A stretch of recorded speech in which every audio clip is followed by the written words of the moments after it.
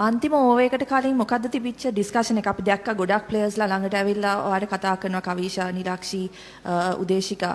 මොකද්ද ඩිස්කෂන් එක සහ ඒ වෙලාවේදී බිලීෆ් එකක් තිබ්බද 9ක් ඩිෆෙන්ඩ් කරන්න පුළුවන් කියලා ලාස්ට් ඕවර් එකේ? ඇත්තටම මම ආස නැහැ බොරු කියන්න. 49 වෙනි ඕවරේ පටන් ගද්දී අපිට තිබුණා ගේම් එකේ 25% chance එකක් දිනන්න. හැබැයි සුගන්ධිකා බෝල් කරපු ඕවරෙත් එක්ක ඇය දාපු ප්‍රෙෂර් එකත් එක්ක මම හිතන්නේ ගේම් එක අපේ පැත්තට ආවා. ඒක මට තේරුණා. මොකද මට අන්තිම ඕවරේ ලකුණු 11ක් වගේ ඩිෆෙන්ඩ් කරන්න තිබුණේ. ඉතින් ඒ නිසා මට chance එකක් තිබුණා. හැබැයි මම උත්සාහ කරේ මම දන්නවා බංග්ලාදේශ ක්‍රීඩිකාව ගොඩක් ආසයි ස්වීප් ෂොට් එක, ස්ලොග් එක, කට් ෂොට් ගන්න. ඉතින් ඔවුන්ට විත් ඕන එක ගන්න මම පුළුවන් තරම් try කරේ ස්ටම්ප්ස් වලට බෝල් කරන්න, යෝකර්ස් දාන්න, විකට් කෙලින් දාන්න. ඉතින් මගේ ඒක සාර්ථක වුණා. ඊට පස්සේ මම සීනියර් ප්ලේයර්ස්ලා මම ළඟට ඇවිල්ලා කතා කරලා කිව්වේ ජෝති ගොඩක් ස්ට්‍රෝං කියලා ලොං ඕෆ් එකකින් ගහන්න. ඉතින් ඒ නිසා මම ලොං ඕෆ් එක පස්සට දාලා තමයි ජෝතිට බෝල් කරේ. ඉතින් අපි සාර්ථක වුණා ඒ අවස්ථාවේ ජෝතිව දවා ගන්න පුළුවන්. මොකද ඇයි හිටියනම් මේ තරඟ අපිට ජයග්‍රහණය කරන්න බෑ. විශේෂයෙන් 49 වෙනි ඕවරෙන් පස්සේ උදේශිකා අන්තිම ඕවරේ දාන්නේ මමද කියලා තීරණයක් තිබුණා. ඒ වෙලාව උදේශිකා මම ළඟට ඇවිල්ලා කිව්වා මම අද පන්දු ඕවරේ අන්තිම ඕවරේ දාන්න චමරේ මොකද ඔයා මූඩ් එකේ ඉන්නවා මට වඩා හොඳට කියලා. ඉතින් සීනියර් ප්ලේයර් කෙනෙක් ඒ වගේ මොස්ට් සීනියර් ප්ලේයර් ටීම් එකේ ඉන්න. ඉතින් ඇය ඇවිල්ලා එහෙම කිව්වට පස්සේ මට කොන්ෆිඩන්ස් තවත් වැඩි වුණා අන්තිම ඕවරේ දාන්න. මේ පොසිටිව් තින්කින් ගැන ගොඩක් කතා වෙනවා. අයයි කෝච් රමේෂ් රත්නායකයි. හැබැයි මේ වගේ බැටිං පර්ෆෝමන්ස් එකකට පස්සේ කොහොමද කතා කරන්නේ ටීම් එක? මොකක්ද ඩිස්කෂන්ස් ටික කොහොමද වෙන්නේ?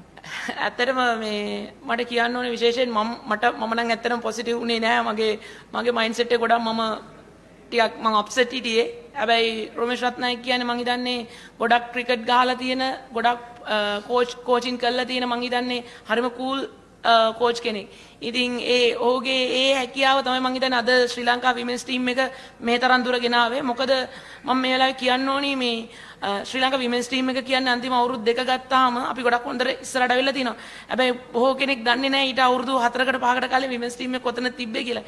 ඉතින් මං හිතන්නේ ඒ අන්තිම අවුරුදු 2 අපි දක්වපු දක්ෂතාවල ගොඩක් ක්‍රෙඩිට් එක යන්න ඕන මිස්ටර් රමේෂ් රත්නායකට. මොකද ඔහු හරිම කූල් කෙනෙක්.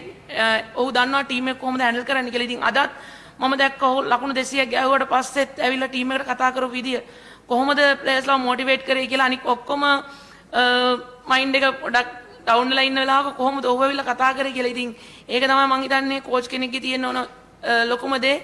මොකද ප්ලේයර්ස්ලාට ස්කිල් එක කියලා දෙනවා එකට අමතරව මං හිතන්නේ ප්ලේයර්ස්ලාගේ මයින්ඩ් එකට කතා කරන්න පුළුවන් නම්, ප්ලේයර්ස්ලා මොටිවේට් කරන්න පුළුවන් නම් ඒක තමයි මම හිතන්නේ හෙඩ් කෝච් කෙනෙක්ට වෙන්න ඕන. හැමෝම හිතනවා ස්කිල් එක ඩෙවලොප් කරන එක විතරයි කෝච් කෙනෙක් යුතුයකම කියලා. නෑ එහෙම නෙමෙයි. මම හිතන්නේ මොහු ස්කිල් එක ඩෙවලොප් කරනවා වගේම මම හිතන්නේ ඔහු ටීම් එකේ ක්‍රීඩිකාවන්ගේ හදවතට කතා කරන්න දන්නවා. මම හිතන්නේ අද ජයග්‍රහණේ ගොඩක් ක්‍රෙඩිට් එක යන්න ඕන ඔහුට. ඔහු ටීම් එක හැන්ඩල් කරපු විදිය ඩ්‍රෙසින් රූම් එක ඇතුලේ. මොකද එහෙම නොවුනා නම් මම හිතන්නේ අද මේ ඉනින් එකේ අපිට මෙච්චර දුර ගේන්න බැරි වෙයි. Thank you very much. Thank you guys. අන්තිම ඕවර්